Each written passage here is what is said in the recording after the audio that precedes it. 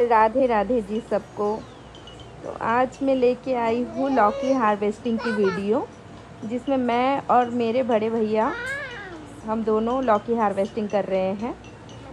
तो हुआ कुछ ऐसा, सुबह सुबह हम दोनों चाय नाश्ता करके गए छत पे।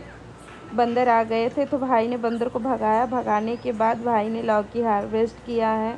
दो लौकी थी और बाकी जो थे वो छोटे छोटे थे। बाकी और लौकी के पौधे में भी जो बड़े बड़े पेड़ हैं।